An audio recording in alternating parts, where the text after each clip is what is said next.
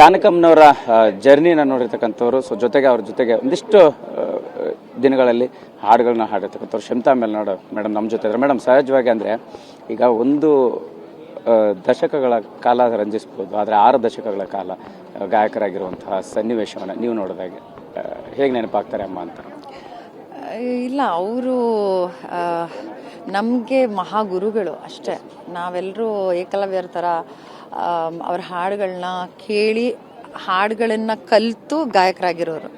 ಯಾವುದೇ ರೀತಿಯಾದಂಥ formal training ಆಗಲಿ ಯಾವುದೇ ಥರದ್ದು ಇಲ್ಲದೆ ನನ್ನಂಥವ್ರು ಬಹಳಷ್ಟು ಜನ ಇಂಡಸ್ಟ್ರಿಗೆ ಬಂದಿದ್ದಾರೆ. ಅದಕ್ಕೆ ಮುಖ್ಯವಾದಂಥ ಕಾರಣ ಎಸ್ ಜಾನಕಿ ಅಮ್ಮ ಥರದ ಸಿಂಗರ್ಸು. ಅವ್ರ ಹಾಡುಗಳನ್ನ ಕಲ್ತ್ಕೊಂಡು ಅದರಲ್ಲಿ ಏನು ಹಾಡಬೇಕು, ಯಾವ್ದು ತಪ್ಪು, ಯಾವುದೇ ರೀತಿನಲ್ಲಿ ಹಾಡಿದ್ರೆ ಚೆನ್ನಾಗಿರುತ್ತೆ, ಯಾವ ರೀತಿಯಲ್ಲಿ ವಾಯ್ಸ್ನ ಮಾಡ್ಯುಲೇಷನ್ ನಾವು ಕಲ್ತ್ಕೋಬೇಕು ಅನ್ನೋದು ಎಲ್ಲ ನಮ್ಗೆ ಕಲಿಸಿರೋದು ಜಾನಕಮ್ಮನೇ.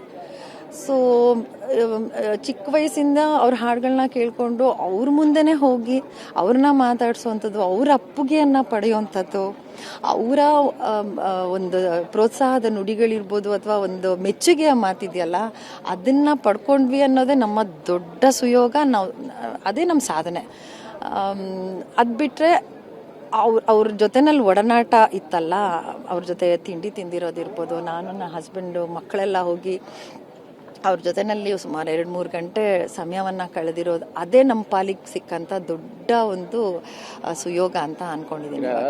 ಶಮಿತಾ ಮೇಡಮ್, ಸಹಜವಾಗಿ ಅಂದರೆ ಅನ್ಕೋತೀವಿ ಅಂದರೆ ಒಂದು ಇಷ್ಟು ಕ್ಷೇತ್ರದಲ್ಲಿ ಸಾಧನೆ ಮಾಡಿದಂಥವ್ರು ಪ್ರತಿಯೊಬ್ಬರಿಗೆ ಅವ್ರಿಗೆ ಸ್ಫೂರ್ತಿ ಆಗೇ ಇರ್ತಾರೆ.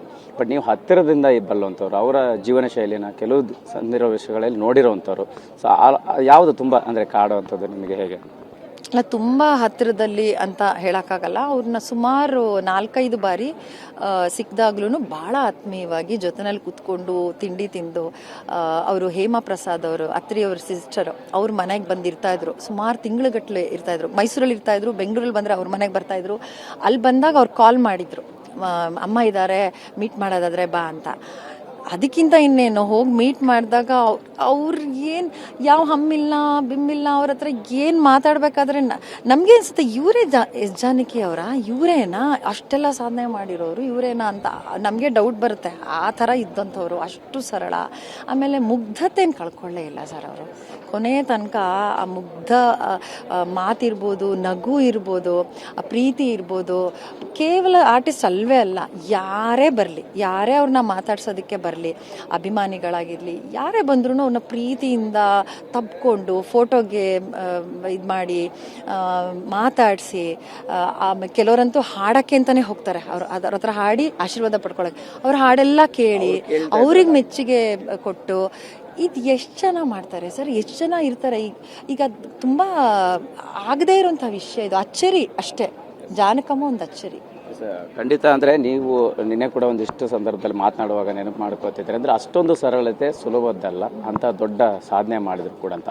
ಇತ್ತೀಚೆಗೆ ಯಾವಾಗಾರು ಭೇಟಿ ಮಾಡಿದ್ದು, ಕೊನೆಯದಾಗಿ ಯಾವಾಗ ಭೇಟಿ ಮಾಡೋಂಥ ಅವಕಾಶನೇ ಸಿಕ್ಕಿತ್ತಾ ಹೇಗೆ? ಸಿಗಲಿಲ್ಲ, ಆ ಅದೃಷ್ಟ ಸಿಗಲಿಲ್ಲ. ಯಾಕೆಂದರೆ ಕರೋನಾ ಆದ ನಂತರ ಒಂದ್ಸರಿ ಕಾಲ್ ಮಾಡಿ ನಾನು ಮಾತಾಡೋಣ ಅಂತ ಮೀಟ್ ಮಾಡೋದಕ್ಕೆ ಅಂತ ಹೇಳಿದಾಗ ಆ ಟೈಮಲ್ಲಿ ಅವರು ಎಲ್ಲೂ ಯಾರಿಗೂ ಸಿಗ್ತಾ ಇರಲಿಲ್ಲ. ಯಾಕೆಂದರೆ ಆರೋಗ್ಯದ ಸಮಸ್ಯೆ ಬರ್ಬೋದು ಅನ್ನೋ ಕಾರಣಕ್ಕೆ.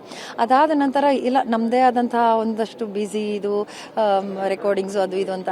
ಲಾಸ್ಟ್ ಅವ್ರಿಗೆ ಒಂದು ಸಣ್ಣ ಇಶ್ಯೂ ಆಯಿತು, ಅವ್ರು ಯಾರ ಕೈಗೂ ಸಿಗ್ತಾ ಇಲ್ಲ, ಈ ಥರದ್ದೆಲ್ಲ ಇದ್ದಾಗ ನಾನು ಇಲ್ಲ ಮೀಟ್ ಮಾಡಬೇಕು. ಎಷ್ಟು ವರ್ಷ ಆಯಿತು, ಸುಮಾರು 7-8 ವರ್ಷ ಆಗೋಯ್ತು, ಮೀಟ್ ಮಾಡಬೇಕು ಅಂತ ಅಂದ್ಕೊಂಡ್ವಿ.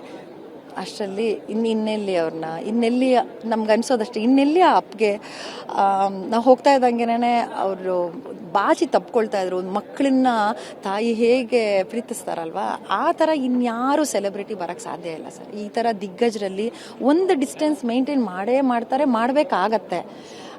ಬಟ್ ಇವರೆಲ್ಲ ಅದು ಇಲ್ವೇ ಇಲ್ಲ.